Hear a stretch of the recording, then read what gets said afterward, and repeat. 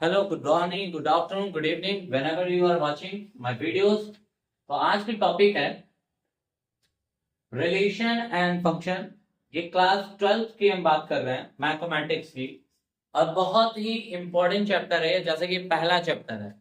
ठीक, अगर इसको तैयार कर लिए तो 7 नंबर हमारा वैसा ही फिक्स है। और एक बात आप लोग समझ जाइए, रिलेशन एंड फंक्शन में न्यूमेरिकल्स नहीं होते, बहुत इजी कॉन्सेप्ट है। अगर आप कॉन्सेप्ट समझ जाएंगे तो आप रिलेशन एंड फंक्शन के किसी भी टाइप्स के क्वेश्चन बेझिझक तुरंत लगाएंगे। तो चैप्टर क्या है हमारा? मैथमेटिक्स का सबसे फर्स्ट चैप्टर है रिलेशन एंड फंक्शन, और हिंदी मीडियम संबंध एवं फलन, दोनों लोगों की बात कर रहा हूं मैं। अब ध्यान से समझिएगा आप लोग, अगर इस चैप्टर को स्टार्ट करें तो रिलेशन स्टार्ट ही कहां से होता है? स्टार्ट होता है ये कार्टेशियन प्रोडक्ट से। किससे? Cartesian product. ठीक है मेरे बच्चों, कार्टेशियन प्रोडक्ट जो है, हिंदी में इसको कार्तीय गुणन कहते हैं। मैं दोनों बच्चों के लिए चलूंगा, इंग्लिश मीडियम हिंदी मीडियम दोनों। ठीक, कोई टाइम नहीं लगेगा, आप दोनों लोग अच्छे से समझ सकते हैं इन टॉपिक्स को। कार्टेशियन प्रोडक्ट या फिर कार्तीय गुणन क्या है? जैसा कि मान लें कि कोई दो सेट समुच्चय जो है, एक दो सेट एग्जांपल के थ्रू लेके चलते हैं हम, कि अगर एक सेट मान लेते हैं ए जो है 1,2 है, कोई दूसरा सेट जो है, सेट मतलब समुच्चय, मान लेते हैं 2, 3, 4 है। क्लियर है मेरे बच्चों? दो सेट ले लिए। अब कह रहा है कि हमको कार्टेशियन प्रोडक्ट कार्तीय गुणन ए क्रॉस बी निकालो।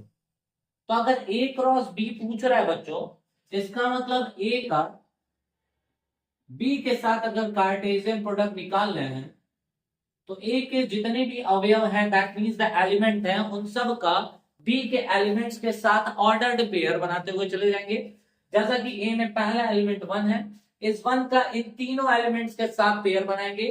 और हमको पता है 1 का अगर 2 के साथ बनाएंगे तो 1,2 होगा, 1 का 3 के साथ बनाएंगे 1,3 होगा, 1 का 4 के साथ बनाएंगे 1,4 होगा, 2 का 2 के साथ बनाएंगे 2,2 होगा, 2 का 3 के साथ बनाएंगे 2,3 होगा, एंड 2 का 4 के साथ बनाएंगे 2,4 होगा। अब एक और बात याद रखिए, ये निकल गया Cartesian product A cross B. अगर क्वेश्चन कहे बी क्रॉस ए बताओ बच्चों, तो हमको पहले बी लिखना पड़ेगा, और बी क्या है? 2, 3, 4, हाँ, क्रॉस 1, 2। और देखिए अब दो का इन दोनों के साथ क्या बनाना पड़ेगा? Ordered pair. अब क्या करते हैं, 2 का अगर 1 के साथ बनाए तो 2,1, 2 का 2 के साथ बनाए 2,2, 3 का 1 के साथ बनाए 3,1, 3 का 2 के साथ बनाए 3,2, 4 का 1 के साथ बनाए 4,1, 4 का 2 के साथ बनाए 4,2। क्लियर है? तो ये ए क्रॉस बी और बी क्रॉस ए आया। अब मैं आपसे एक चीज पूछूं कि क्या बच्चों A cross B B cross A के इक्वल है? Clear? A cross B B cross A के इक्वल है? तो ध्यान से देखेंगे तो, और मुझे पता है कि आप लोगों ने आंसर ये किया होगा कि A cross B is not equal to B cross A. मतलब जो कार्तीय गुणन होता है, दैट मींस कार्टेशियन प्रोडक्ट जो होते हैं, वो कम्यूटेटिव लॉ को फॉलो नहीं करते। कम्यूटेटिव लॉ मतलब क्रम विनिमय गुण। क्या होता है ये? मतलब ए क्रॉस बी का उल्टा भी हो, तो ए क्रॉस बी यहाँ दिख रहा है बी क्रॉस ए के इक्वल नहीं है। क्यों नहीं है? जैसे देखो यहाँ 1,2 है और यहाँ 2,1 है। ये एक्चुअली में ये है क्या 1,2 या 2,1? ये कार्टेशियन प्रोडक्ट्स में ऐसे कार्टेशियन क्वाड्रेंट ले लें अगर, एक्स वाई प्लेन में ये पॉइंट को लोकेट करते हैं मेरे बच्चों। क्या लोकेट कर रहे हैं? पॉइंट को। जैसे ये देखो 1,2 का मतलब क्या है? एक्स एक्सिस पे, ये वाई एक्सिस पे, एक्स एक्सिस पे आप 1 पॉइंट पे गए और वाई एक्सिस पे 2 पॉइंट पे गए, तो ये है 1,2। और यहाँ पे देखो 2,1 था, तो 2,1 मतलब एक्स में 2 गए, वाई में 1 गए, तो ये 2,1। देख रहे हो दो अलग अलग पॉइंट्स है कि नहीं? तो एक्चुअली में अगर कोई पूछे कि ऑर्डर्ड पेयर रिप्रेजेंट क्या करता है मेरे बच्चों, तो आप बताना कि वो जो 2D प्लेन होता है, चाहे एक्स वाई हो, एक्चुअली में एक्स वाई ही बात करते हैं मेनली, तो एक्स वाई प्लेन में उन पॉइंट्स को ये रिप्रेजेंट करते हैं। क्लियर है? तो अगर ये आ जाए कि बच्चों ये बताओ ए क्रॉस बी निकाले, ऐसा हो सकता है कि 3 ऐसे वेक्टर्स दिए हो, 3 जो है ऐसे वो वेक्टर्स दिए एक्चुअली में ही, और 3 सेट्स दिए हो, और तीनों का कह कि क्या करो? कार्टेशियन प्रोडक्ट निकालो। जैसा कि मैं क्वेश्चन देता हूं, तब तक please pause the video to note it down. Clear है? उम्मीद आपने नोट किया होगा और यहां तक के कॉन्सेप्ट को समझा होगा। मैं अभी भी डेफिनेशन के साथ चलूंगा, घबराइएगा नहीं, अभी हम लोग डेफिनेशन के साथ भी चलेंगे, लेकिन उससे पहले एक बात बताओ। मान लो मुझे दे दिया एक सेट 1, 2, ठीक है, एक सेट है 1, 2, समझ क्या है, कैसा है बच्चों, A क्रॉस A लिखा, ये 11th का भी है, आपने 11th में पढ़ा है इस चीज को, रिलेशन, ठीक। लेकिन अब चैप्टर है रिलेशन एंड फंक्शन, तो मैं उन चीजों को लेके चलता हूं कि एक्चुअली में हो सकता है आप 11th में पढ़ाई नहीं की हो, तो उसी लिए मैं इसलिए समझा देता हूं कि आप लोग समझ लीजिए।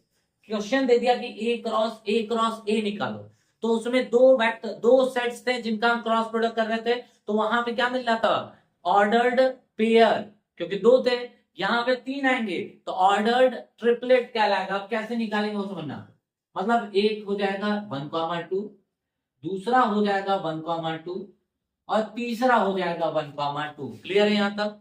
अब क्या करेंगे, पहले दो क्या कहते हैं समुच्चयों का आपस में कर लेते हैं सेट्स का, फिर तीसरे से कर देंगे, जैसा कि दिखेगा, जैसे 1, 2 ये वैसे है।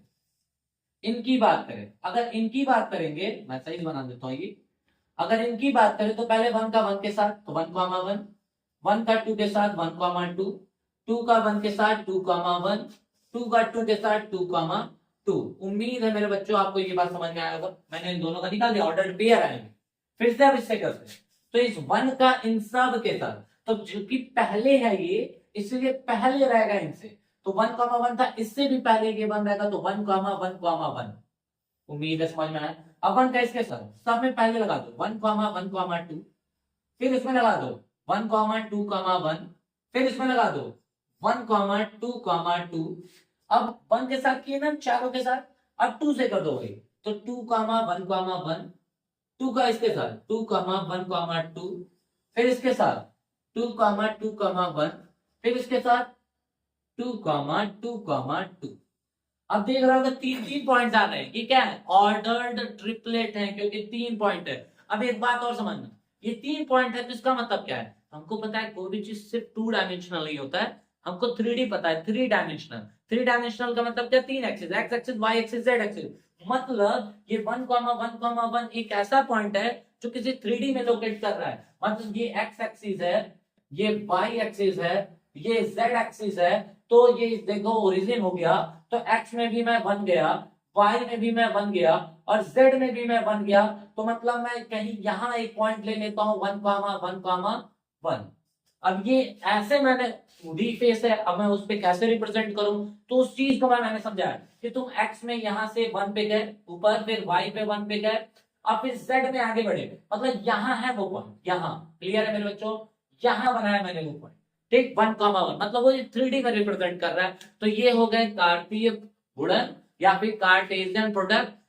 आपके बोर्ड एग्जामिनेशन में ऑर्डर पेयर और ऑर्डर ट्रिपलेट के अलावा और कोई चीज नहीं पूछ सकता। तो उम्मीद है मैंने ये चीज समझाया। अब क्यों समझाया, उस टॉपिक पे आता,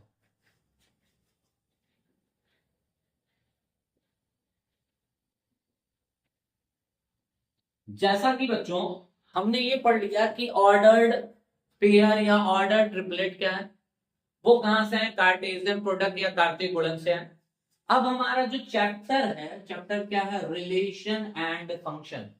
रिलेशन, अब हमको पता है ना, क्लास 11 अभी बीता है, कल में आप लोग, ठीक, कुछ लोग तो बोर्ड एग्जामिनेशन करीब है, तो 11th में जब आप गए होंगे तो आपके रिलेशन बने होंगे रिलेशन, ठीक। अब वो रिलेशन कभी बना कभी टूटा, कभी बना कभी टूटा, मतलब किन्हीं के बीच में बन रहा है, पता चल रहा है रिलेशन में कोई और है, कल कोई और है, तो ऐसे इतने रिलेशन बन गए कि क्या कह सकते हैं, ठीक।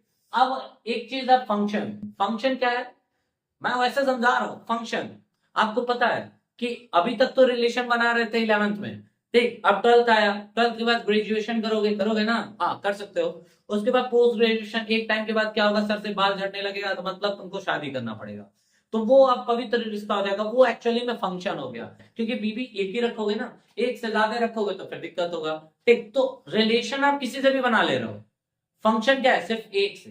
तो यही डिफरेंसेस देखने को मिलेंगे। तो हमारा टॉपिक है रिलेशन क्या है, रिलेशन ये आया कैसे, जैसे क्लास में थे, पता चला आज इससे, फिर उससे, फिर उससे, फिर उससे, फिर ऐसे रिलेशन बनते चले गए, ठीक। वही चीज है यहाँ पे, कोई पूछे कि रिलेशन किसे कहते हैं, संबंध किसे कहते हैं, ठीक, संबंध किसे कहते हैं, मैथ्स डेफिनेशन समझो इस चीज को। तो आप तुरंत बताना, अ रिलेशन इज अ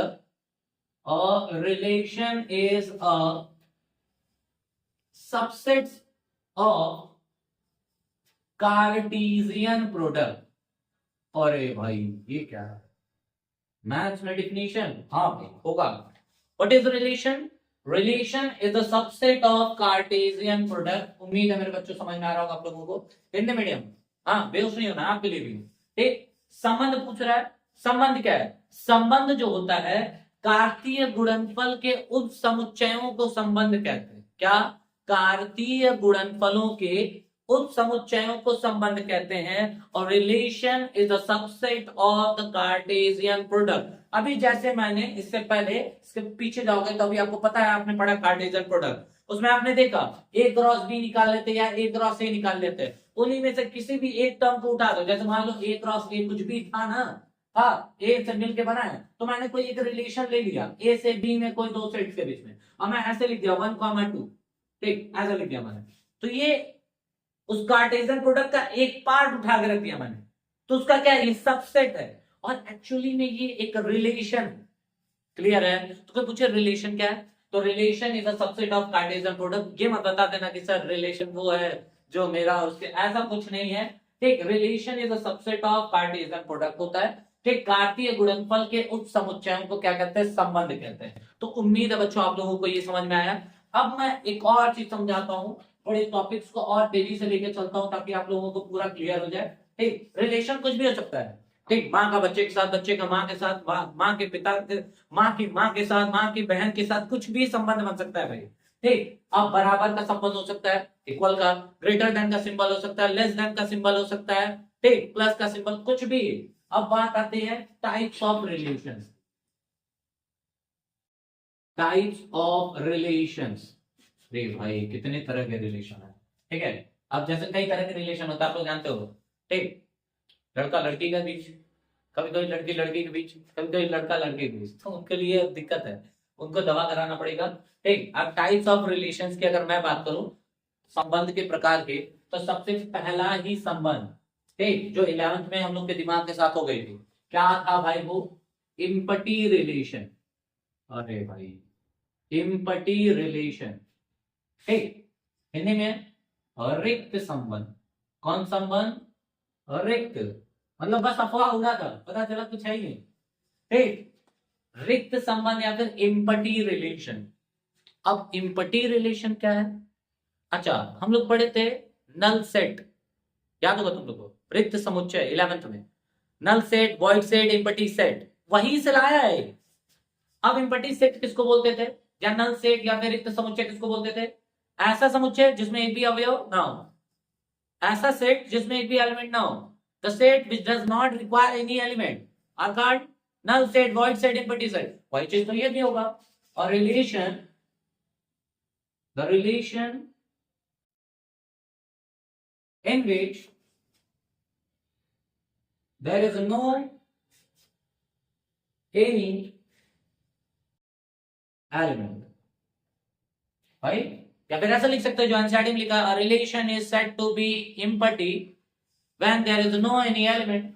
मतलब ऐसा रिलेशन जिसमें कोई एलिमेंट ही नहीं है, उसको क्या कहेंगे भाई, क्या कहेंगे, इम्पटी रिलेशन, रिक्त संबंध, या फिर वॉइड रिलेशन, या फिर नल रिलेशन। अब एक एग्जांपल समझना, जैसे मैं कहूं कि R is equal to X such that X equal to N where N is greater than ऐसा लिख देता है, X such that X is equal to N, ठीक है, X such that X is equal to, अभी मैं NCERT के example की बात करता हूं, where N belongs to N। फिर एक और चीज का है, N जो है ग्रेटर देन 2 हो और लेस देन 3 हो, ऐसा क्या है, जैसे कि एलिमेंट है या सेट है, मैं कह दूं कि ऐसा कोई संबंध हो सकता है क्या, जिसमें ये N जो है वो 2 से बड़ा हो लेकिन 3 से छोटा हो।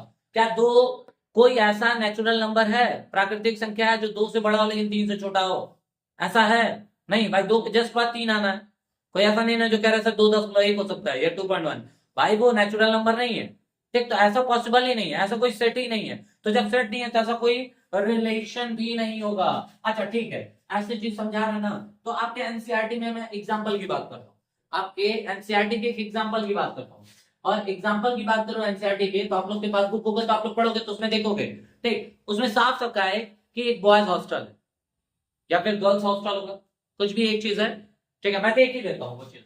हाँ, कि एक्चुअली में आपका क्वेश्चन क्या है, कह रहा है एग्जांपल नंबर 1 की बात करें, let A B the set of all student of a boys school है भाई, ठीक, so that the relation r in a is given by r is equal to ऐसे दिया हुआ मेरे बच्चों, ऐसे दिया हुआ है r is equal to a comma b such that a is sister of b। Hindi medium, जगे रहो, मैं समझ ही नहीं पाता हूँ हिंदी मीडियम का, पता नहीं क्या है, सिस्टर बोल दो ना तो सारी यारी तो इंग्लिश में बोल दिया। अरे भाई बहन ही है, ठीक है, तुम्हारी है, मेरी नहीं। हाँ, अब मैं एक्चुअली दो r is equal to a comma b such that a is the sister of b।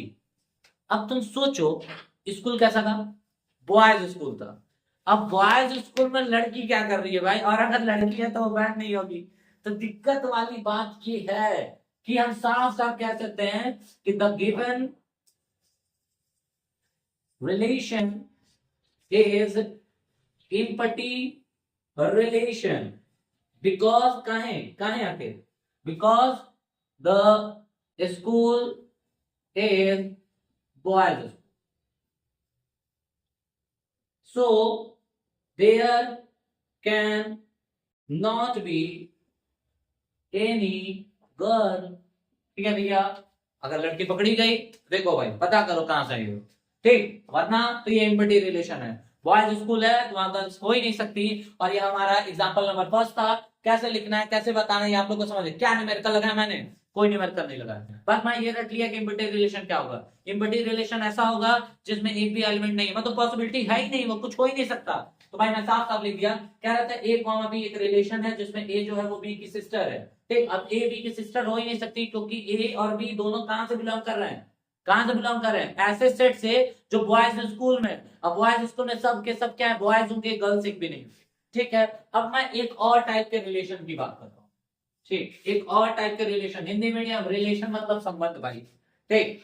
हाँ, अब ये नहीं कि अरे भाई कभी भी रिलेशन बोल रहा है, ठीक। इम्पटी रिलेशन, इम्पटी रिलेशन के बाद की अगर बात करें मेरे बच्चों, तो एक टाइप का रिलेशन है यूनिवर्सल रिलेशन, ठीक, यूनिवर्सल रिलेशन। अब मैं बता दूं, साफ साफ बता दूं, आपने डिफिनीशन पढ़ा कि व्हाट इज अ रिलेशन, तो relation is a Cartesian product of, relation is a subset of Cartesian product, relation is a subset of Cartesian product. अच्छा, relation R is a subset of Cartesian product, A cross B, A cross A, A cross B, ठीक है। Relation is a subset of Cartesian product, R is a subset of A cross A, ये होगा ना। अगर वही चीज मैं direct कह दूं कि आर जो है भैया वो ए क्रॉस ए के इक्वल है, खत्म हुआ। जो रिलेशन है उसमें वो सारे एलिमेंट आ गए, वो सारे एलिमेंट लाई कर रहे हैं जो ए क्रॉस ए में है, मतलब रिलेशन ही पूरा कार्टेशियन प्रोडक्ट ही आ गया उसमें। तो उस टाइप के रिलेशन को क्या कहेंगे, यूनिवर्सल रिलेशन, सार्वत्रिक संबंध, ठीक, सार्वत्रिक संबंध, ठीक। Empty relation, universal relation, universal relation, ठीक है। यूनिवर्सल रिलेशन मतलब सार्वत्रिक संबंध, ठीक है, मतलब सबसे संबंध बना रहा है। मैं किसी का नाम नहीं ले रहा हूं, नमक फालकी, ठीक है, मैं ऐसा कुछ नहीं कह रहा हूं, लेकिन एक चीज समझो, यूनिवर्सल रिलेशन, सार्वत्रिक संबंध, क्लियर है मेरे बच्चों, मतलब पूरा कार्टेशियन प्रोडक्ट ही आ जाए। अब मैं एग्जांपल नंबर लेकर चलता हूं, आपके एनसीईआरटी में क्वेश्चन दिया हुआ है, आपके एनसीईआरटी में एग्जांपल वर्क मैंने करा दिया, ठीक, ये भी खत्म हो गया। अच्छा ठीक है, यूनिवर्सल रिलेशन की बात मैंने बताई थी कि अगर पूरा का पूरा कार्टेशियन प्रोडक्ट ही आ जाएगा तो उसको यूनिवर्सल रिलेशन कहते हैं। नेक्स्ट टॉपिक पर बढ़ते हैं बच्चा, यूनिवर्सल रिलेशन की बात जो आपके एग्जाम में आने हैं, आपके एग्जाम में यहां से आने जब जाना है, ठीक है। अब यहां से एग्जाम में आने का मतलब कौन कौन चीज है भैया, तब ही मत सोचना, आप गाली मत देना कि यार अभी तक तब का नॉट इंग्लिश क्या रहता है, यही तो आना है। एक है सिमेट्रिक रिलेशन, अरे भाई, एक है रिफ्लेक्सिव रिलेशन, रिफ्लेक्सिव रिलेशन। तीसरा क्या था, सिमेट्रिक हो गया, रिफ्लेक्सिव हो गया, और एक है भाई ये तो अलग ही लेवल, यही तो रुलाता है लोगों को, ट्रांजिटिव रिलेशन। ठीक है, सिमेट्रिक, रिफ्लेक्सिव, ट्रांजिट। ओ हिंदी मीडियम कैसे भूल जाता हूं आपको। हाँ, तो सिमेट्रिक रिलेशन का मतलब सममित संबंध, सममित संबंध। ठीक, संबंध आगे जोड़ लेना। एक रिफ्लेक्शन, स्वतुल्य, स्वतुल्य, स्वतुल्य संबंध ऐड कर लेना। ट्रांजिटिव, संक्रमक, संक्रमक। ठीक, संक्रमक संबंध।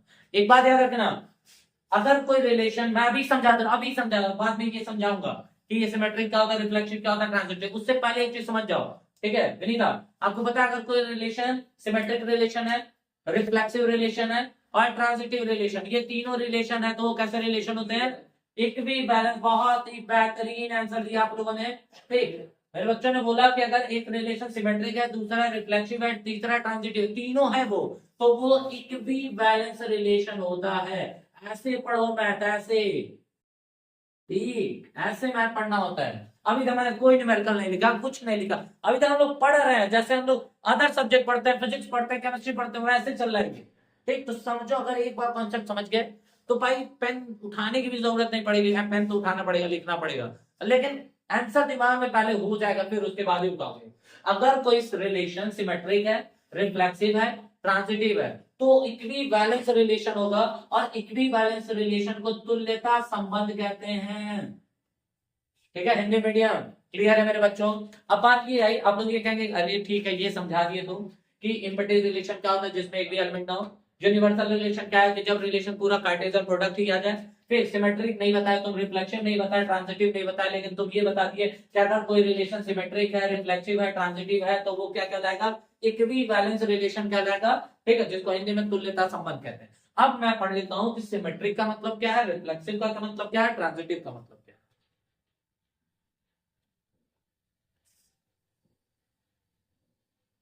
ध्यान से समझिएगा, ध्यान से, बहुत केयरफुली बच्चों ध्यान दीजिएगा। ठीक, अब बात है symmetric relation. Symmetric, symmetric relation बहुत आसान है मेरे बच्चों। जैसे मैं बता रहा हूं ये एक्सरसाइज पहला खत्म हो जाएगा। ठीक, नेक्स्ट वीडियो में मैं इनके न्यूमेरिकल्स करा दूंगा। ठीक है, जो फर्स्ट एक्सरसाइज है, एक्सरसाइज 1.1 है रिलेशन एंड फंक्शन का, वो मैं करा दूंगा नेक्स्ट वीडियो में। आज के टॉपिक्स में ये समझ लीजिए आपको क्या है, सिमेट्रिक रिलेशन। ठीक, सम्मित संबंध। सम्मित संबंध का मतलब बाबू उल्टा रिलेशन।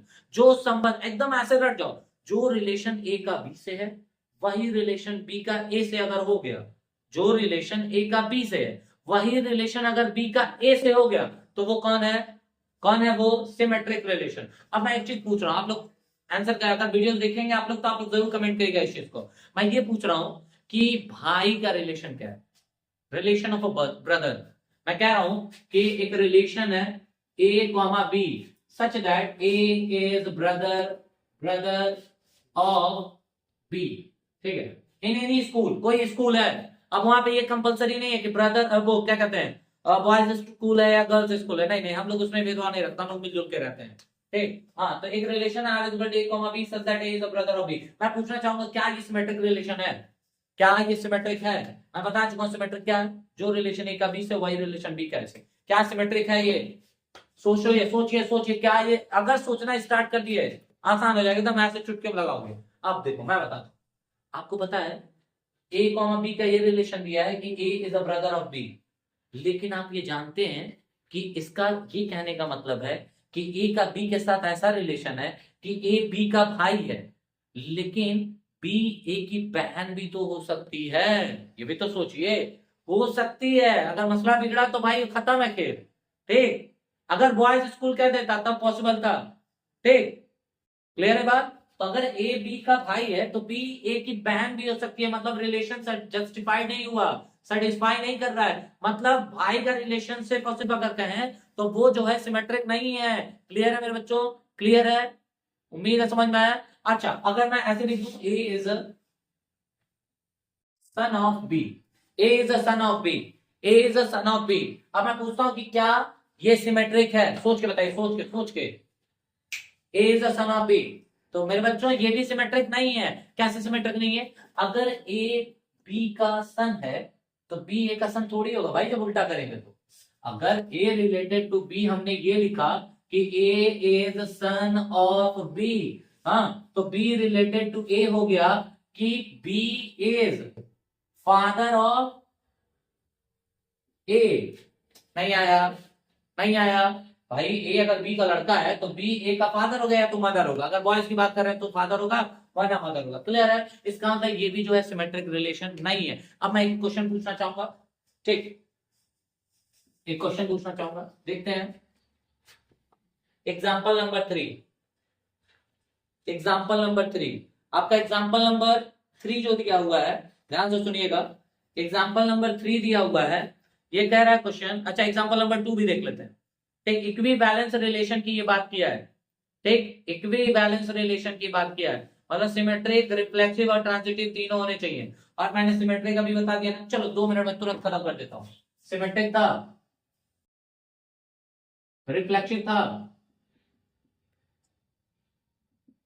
ट्रांजिटिव था। एकदम अच्छे से समझना, मैं बोल दिया था सिमेट्री की बात हो रहा है तो जो रिलेशन ए का बी से है, जो रिलेशन ए का बी से है, अगर वो इंप्लाई कर रहा है B related to A B, मतलब रिलेशन चेंज नहीं हो रहा है। ये बात याद रखना जब हम इंटरचेंज कर रहे हैं, मतलब जो रिलेशन ए का बी से है अगर वही रिलेशन बी का ए से हुआ तो वो कौन है? सिमेट्रिक है। अच्छा, रिफ्लेक्सिव की बात करते हैं, मेरी बात ध्यान से समझना है। रिफ्लेक्सिव की बात करते हैं, जो रिलेशन ए का बी से है अगर वही रिलेशन ए का ए से हो गया, उसी से हो गया, तो वो क्या है? रिफ्लेक्सिव रिलेशन है। ट्रांजिटिव आते हैं बच्चों, if A related to B है, जो रिलेशन ए का बी से है, ठीक, वही रिलेशन बी का सी से, ठीक, then if A related to C भी हो गया, मतलब ध्यान से सुन लो, ऐसे रट जाओ जैसे मैं बोल रहा हूं ऐसे रट गए तो एकदम जादू हो जाएगा तुरंत। जो रिलेशन ए का बी से, वही रिलेशन अगर बी का सी से, तो अगर वही रिलेशन ए का सी से हो गया तो ट्रांजिटिव है। ए का रिलेशन जो बी से हुआ तो तुरंत देखो वही रिलेशन बी का सी से है। अगर बी का रिलेशन सी से वही मिला तो तुरंत चेक करोगे क्या वही रिलेशन ए का सी से है। कैसे लिखेंगे उसके लिए मैं हूं, भले ये दिमाग में बैठा लो। जो रिलेशन ए का बी से है, देखो क्या उसने ऐसे भी दिया है क्या कि वही रिलेशन बी का सी से है। अगर दिया है वही बी रिलेटेड टू सी, तब चेक करना है तुमको कि वही रिलेशन ए का सी से है कि नहीं है। अगर ये नहीं दिया है मेरे बच्चों, सिर्फ ए का रिलेशन बी से दिया है, बी का रिलेशन सी से दिया ही नहीं है, तो अपने आप ट्रांजिटिव हो जाएगा। वो तुमको ए का सी से चेक करना। ये बात जो मैं बोला हूं ना, बहुत लोग स्किप कर देते हैं, नहीं छुप बताते हैं। मैं इसीलिए वो बात बता रहा हूं तो तुमको ट्रांजिटिव के लिए ये देखना है कि जो रिलेशन ए का बी से है, फिर तुरंत खोजो क्या वही रिलेशन बी का सी से है। अगर बी का रिलेशन भी वही सी से दिखा तो तुम ए का रिलेशन सी से चेक करना। अगर हो गया तो ट्रांजिटिव है वरना नहीं है। लेकिन अगर तुमने देखा ए का रिलेशन बी से है लेकिन बी रिलेटेड टू सी है ही नहीं, तो तुमको चेक भी नहीं करना है, ये अपने आप क्या हो जाएगा? ट्रांजिटिव हो जाएगा। क्लियर है? उम्मीद है समझ में आया। उम्मीद है मैं आपको समझा पाया। अब यहां तक समझा पाया तो एक क्वेश्चन से चलते हैं। ठीक है, क्वेश्चन से चलते हैं।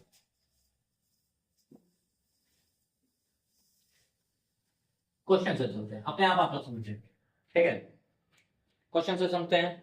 अच्छा ठीक है, एग्जाम्पल नंबर 2 दिया। Example number 2, let T be the set of all triangles in a plane with R in relation in T is given by, ठीक है भाई, मैं देख लेता हूं रिलेशन क्या दिया है। R equal to T1 comma T2, ठीक है मेरे बच्चों, T1 comma T2 such that T1 is congruent to T2। Hindi medium वालों का होगा कुछ नहीं। कन्ग्रुएंट का मतलब आपको पता है, कन्ग्रुएंट का मतलब आपको पता है क्या? क्या? सर्वांग सम। क्लियर है? ठीक, सर्वांग सम, ठीक, सिमिलर का मतलब होता है समरूप। ठीक है, आगे बढ़ते हैं, ध्यान से समझिएगा। सुनिए, एक प्लेन में जो ट्रायंगल्स हैं, त्रिभुज हैं, उनका रिलेशन दिया है। हाँ, ठीक, तो रिलेशन ये दिया है कि R equal to T1 comma T2 such that T1 is congruent to T2। अब कह रहा है so that R is an equivalence relation। अब जैसा कि पता होगा आप लोग को, शाहरुख खान, आप लोगों को ये बात पता है कि इक्विवेलेंस रिलेशन चेक करना है तो तुम भैया सिमेट्रिक चेक करो, रिफ्लेक्सिव चेक करो और ट्रांजिटिव चेक करो। अगर तीनों है तो क्या है, इक्विवेलेंस है। अगर तीनों में से कोई एक भी मसला बिगाड़ा, मसला बिगड़ जाएगा तो नहीं है। लेकिन देखो इस क्वेश्चन में फायदा क्या है, उसमें खुद कह रहा है शो दैट, मतलब दिखाना तो है।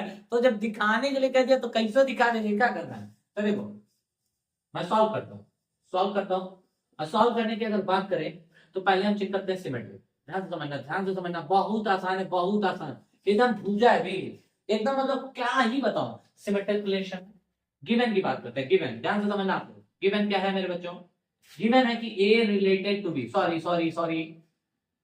तो T1 रिलेटेड टू T2।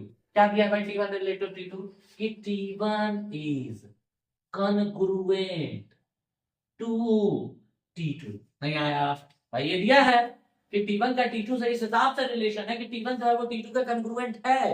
तो सिमेट्रिक होने के लिए क्या बोला था मैंने, उल्टा रिलेशन। जो रिलेशन A का B से हो वही रिलेशन B का A से अगर होगा तो वो रिलेशन सिमेट्रिक है। उल्टा चलते हैं भाई, T2 रिलेटेड टू T1, ठीक। अब जो अंधा होगा, जाहिल होगा, गंवार होगा, उसी को नहीं पता होगा। अगर मैं कह रहा हूं कि ये देखो भाई, ये ट्रायंगल बना है, ये ट्रायंगल, मैं कह रहा हूं बाबू ये ट्रायंगल जो है पहला T1 वाला है और ये ट्रायंगल T2 वाला है। हम कह रहे हैं कि देखो बाबू ये जो T1 ट्रायंगल है वो T2 का कॉन्ग्रुएंट है। हाँ, अब फिर मैं कुछ देर बाद आया, मैं तुमने कहा बाबू देखो ये जो ट्रायंगल T2 है वो T1 के कॉन्ग्रुएंट है। तो तुम ये नहीं कह दोगे कि अरे सर आप तो कहते हैं T1 T2 का कॉन्ग्रुएंट है, T2 कहाँ होगा। तो भाई उतने बड़े तो नहीं ना, उतने बड़े वाले तो नहीं ना। हाँ ठीक है, तो आपको पता है कि अगर T1 T2 के कॉन्ग्रुएंट है तो T2 T1 के कॉन्ग्रुएंट होगा। इसका मतलब उल्टा भी रिलेशन पॉसिबल है। अगर उल्टा भी रिलेशन पॉसिबल है तो ये रिलेशन सिमेट्रिक है। तो T2 related to T1, that T2 is also congruent to T1, hence लिखने का तरीका बता, इसे छाप देना भाई। hence it is symmetric relation। Clear है, क्लियर है। तो सिमेट्रिक की बात हो गई, सिमेट्रिक की बात हो गई मेरे बच्चों। रिफ्लेक्सिव की बात कर ले, बहुत आसान है। रिफ्लेक्सिव, जो रिलेशन ए का बी से है वही रिलेशन अगर ए का ए से हो गया तो हम उसको क्या कहते हैं, रिफ्लेक्सिव। तो देखना फिर मैं वही नौटंकी लिखूंगा। गिवन, गिवन क्या है भाई, रिलेशन। क्या रिलेशन, रिलेशन T1 का T2 से इस हिसाब से है कि कह रहा है T1 जो है वो कॉन्ग्रुएंट है, कॉन्ग्रुएंट है किसके, T2 के। तो आपको पता है कि ये ट्रायंगल है, ये ट्रायंगल है, ये ट्रायंगल T1 था, ये ट्रायंगल T2 था। अगर ट्रायंगल T1 T2 के कॉन्ग्रुएंट है तो ट्रायंगल T1 खुद के भी तो कॉन्ग्रुएंट होता है। कोई भी पॉलीगॉन लोगे वो खुद के कॉन्ग्रुएंट होगा। ये क्लियर है मेरे बच्चों। तो ओवरऑल अगर T1 related to T2 such that T1 is congruent to T2, that means T1 related to T1 is also, T1 is congruent to itself, लिख दो यार T1, ठीक। अगर T1 T2 का कॉन्ग्रुएंट था तो T1 खुद के भी कॉन्ग्रुएंट है, और जब खुद के भी कॉन्ग्रुएंट है hence it is a reflexive relation, hence it is a reflexive relation, reflexive relation. यहां तक आपको समझ में आ गया होगा। अब मेरे हिंदी मीडियम के बच्चों आप लोग सोच लो, आप लोग को तो और फायदा है। सिमेट्रिक, सममित, बस इतना याद रखना है, बाकी कॉन्सेप्ट तो वही है, ठीक। रिफ्लेक्सिव, स्वतुल्य, बस इतना ही रखना है, बाकी सारा कॉन्सेप्ट वही है। तो अगर समझने की कोशिश करोगे तो आपका ज्यादा फायदा है, क्योंकि हिंदी मीडियम के बच्चे हिंदी और इंग्लिश दोनों जानते हैं और इंग्लिश मीडियम के बच्चे सिर्फ इंग्लिश जानते हैं, ठीक। तो इसलिए अगर उम्मीद है आप समझने की कोशिश करेंगे तो आपको समझ में आएगा, ठीक है। अच्छा देखिएगा, सिमेट्रिक प्रूव हो गया, रिफ्लेक्सिव प्रूव हो गया, आ गया सबसे खतरनाक इंसान, ट्रांजिटिव, ट्रांजिटिव रिलेशन, ठीक है। इसी में खतरा हो जाता है, इसी में जिंदगी चली जाती है। पता चलता है ए का बी से था, बी का सी से था। हाँ, अगर फिर पता चल रहा है ए का सी से, मजाक चल रहा है जिंदगी में। हाँ, ऐसे मेरे स्टूडेंट के साथ भी हुआ था, तो उसको छोड़ देते हैं। हाँ, ट्रांजिटिव रिलेशन की बात करते हैं। कौन सी बात करते हैं, ट्रांजिटिव रिलेशन, संकर्मक संबंध। अच्छा गिवन क्या है, गिवन क्या है, गिवन है भाई कि T1 related to T2 such that, ये इंप्लाई क्या कर रहा था कि T1 is congruent to T2, ठीक है। ये तो गिवन है। अब खुद सोच लो यार, ये दो ट्रायंगल दिया था, T1 है T2, ठीक, T1 T2 का कंग्रुएंट है। क्वेश्चन में कह रहा है हम ये तो और बना देंगे इसे, ऐसे हम इसे अपने मर्जी से हम ऐसे एक और ट्रायंगल बना देंगे, T3 मान लेंगे। अब मैं कह रहा हूं, मैं ये तुमसे कह रहा हूं कि ये जो T3 वाला है वो T2 के कंग्रुएंट है। मैं तुमसे ये कह रहा हूं, क्यों कह रहा हूं? क्योंकि हमको ना मार्क्स चाहिए, और मार्क्स चाहिए क्या करना पड़ेगा? लिखना पड़ेगा, और लिखने के लिए ये ऐसे ही छापोगे। अब मैं क्या कर ले रहा हूं, लेट सपोज या लेट जो छाप लीजिए भाई, ठीक, T2 related to T3 such that T2 is congruent to T3। भाई T2 तुम नहीं जो देख रहे हो T2, इसमें का T2 बस ऐसे सिंबल दिया हूं। मैं कह रहा हूं एक तीसरा ट्रायंगल ले लिया T3, इस हिसाब से लिए कि T2 वाला T3 के साथ इस हिसाब से रिलेटेड है कि T2 is congruent to T3। अब देखो, जो जाहिल नहीं होगा, जो थोड़ा सा वो भी पढ़ता होगा, वो साफ साफ कह सकता है कि अगर मैं भी जैसे कह रहा हूं आप लोग से कि बाबू देखो ये T1 और T2 दो ट्राइंगल है, T1 का T2 से इस हिसाब से रिलेशन है कि जो रिलेशन T1 का T2 से है, मैं मान लिया वही रिलेशन T2 का T3 से है, तो भाई वही रिलेशन T1 का T3 से भी तो आ रहा है। मतलब T1 T2 के कंग्रुएंट है, T2 T3 के कंग्रुएंट है, तो T1 T3 के कंग्रुएंट होगा कि नहीं? तो जैसे एकदम रट जाओ, कैसे लिखोगे? T1 related to T2 is क्या इंप्लाई कर रहा है कि T1 is congruent to T2, T2 का T3 से इस बात का कि T2 is congruent to T3। इसके जस्ट बाय नॉटंकी लिखना थोड़ा सा from equation first and second. क्या we can say T1 is also congruent to T3, T1 T3 के congruent। और ध्यान से देखो, A का B से, वही B का C से, तो जब B का C से था तो A का C से देखें, A का C से दिख गया, इसका मतलब hence given relation is transitive। और अगर ये ट्रांजिटिव रिलेशन है, सिमेट्रिक है, रिफ्लेक्सिव है, तो ये कौन सा रिलेशन होगा? इक्विवेलेंस रिलेशन होगा। अब बताओ कोई न्यूमेरिकल था इसमें कोई न्यूमेरिकल था? इतना बेसिक चीज थी ना, उम्मीद है आपको समझ में आया। तो अब नेक्स्ट वीडियो में मिलेंगे हम कुछ एग्जांपल्स और एक्सरसाइज को लेकर के, तब तक के लिए बाय।